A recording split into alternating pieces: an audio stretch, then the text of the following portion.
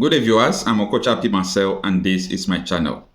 The chairman, Nigerian Labour Congress, Comrade Ajaero, has come out to disagree with the federal government on their position of fuel subsidy. Now, what you need to understand in this video is that Nigerian Labour Congress disagree with the situation and instance the subsidy is being removed. Know that almost all Nigerians want the subsidy to be removed, but not in this manner. Now, the federal government led by Muhammadu Buhari, they have subsidized this fuel, these petroleum products, up to June this year. So, if the effect of fuel subsidy takes place now, what happens to the money federal government have paid for up to June? Who is going to embezzle it? What is it going to go for? And by announcing fuel subsidy so urgently, without preparation, without reminding the people the effect ahead, is not accommodated by the workers. This is the stand of Nigerian Labour Congress, and we are afraid because if federal government did not take action now, they might be strike few days to come. What was communicated to you as the outcome of the meeting?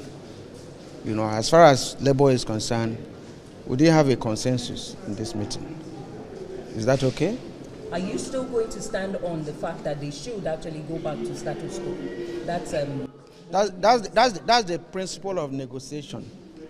You don't put the partner, ask him to negotiate under gunpoint. What are the prayers of the NLC?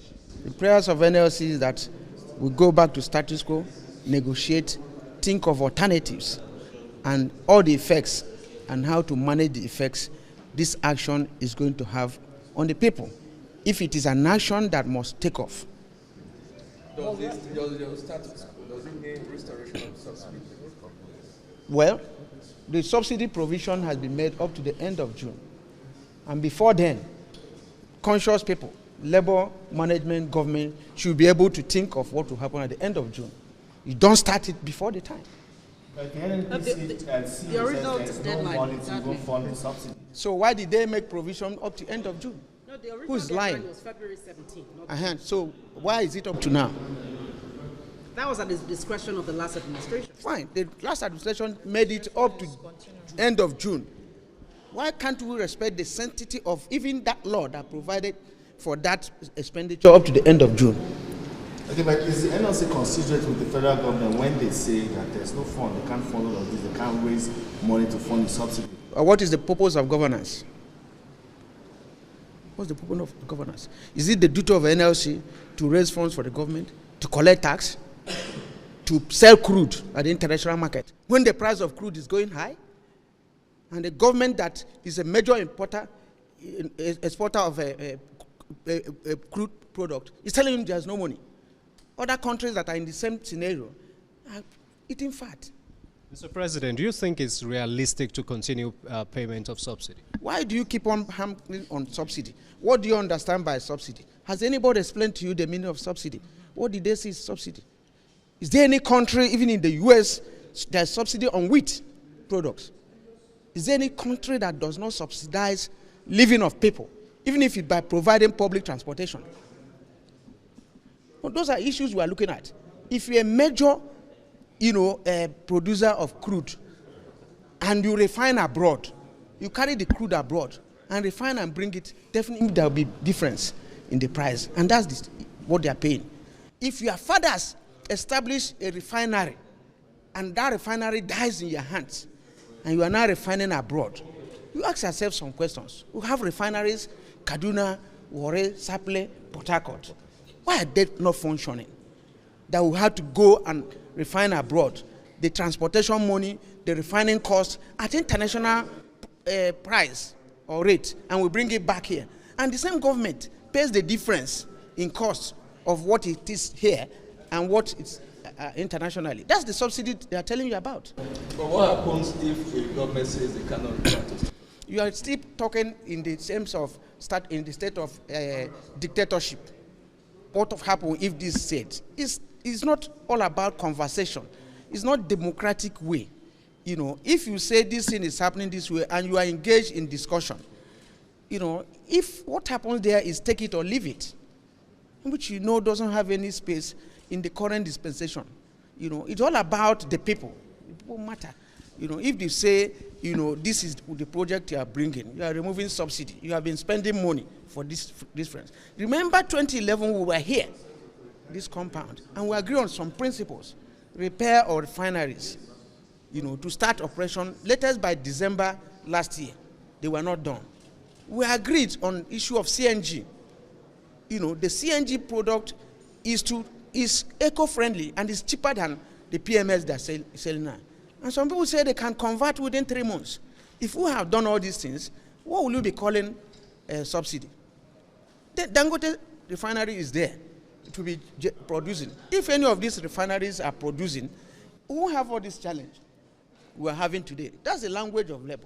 Now, will anybody increase their salary by 300% with what has happened now? This question is going to come to the basics as of today.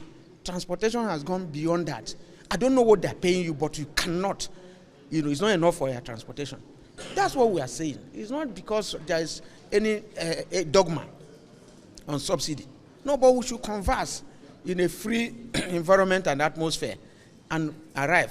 If we agree for a meeting by 2 today, and in the morning, you come out with price modulation. How can you fix price in a deregulated market? If you are talking of deregulation in the classical sense of it, it has to be determined by market forces. What I buy, I sell. But by the time you now dictate the prices, this amount. Now what is happening? Is that deregulation? But that was just NNPC's price. They didn't dictate to other independent marketers. So which other are the marketers?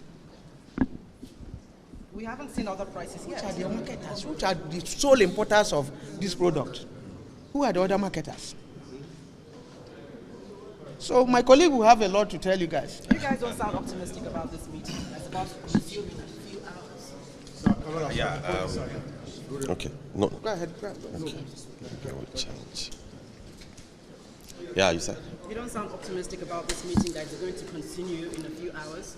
Yes. If you listen to the president during the inauguration at Eagle Square, he said that one of the hallmark of this administration is going to be dialogue, is going to be consultation, and that that this will be the hallmark, that they are not going to lord it over us, trying to paraphrase what he said, and not to be a dictator. So if you read it, it is clearly written there. And what has happened in terms of, as of today, has not shown what was written in his address. So all we've said before now was that, just as alluded to by my colleague as well, was that we ought to have sat down and have this conversation. At times it's difficult, before anything could have happened. We have been open to conversations. We started it in 2021, and somewhat part of 2022. But at the end of the day, they told us that they were not removing subsidy. So there was no conversation whatsoever. So for over a year, there was informal engagements and formal meetings. And because there were informal engagements and meetings, that is why we found ourselves here today.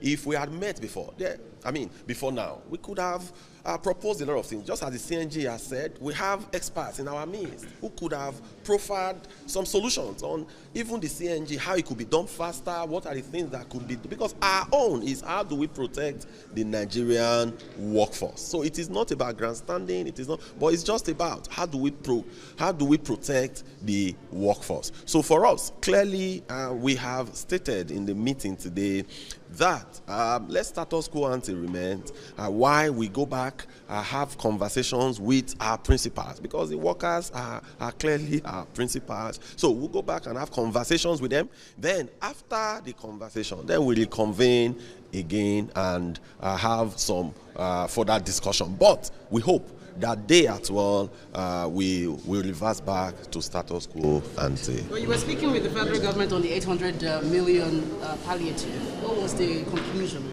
So there is nothing that has been concluded. That is why we are reconvening. So there was nothing that was concluded. So that is why we will reconvene again. We are victims of bad political leadership. We are the victims of bad system of government. And for this reason, you must not remain silent. I must speak up and you must speak up. When you remain neutral to every bad political system, it helps the oppressor, not the victims who are the masses like me and you.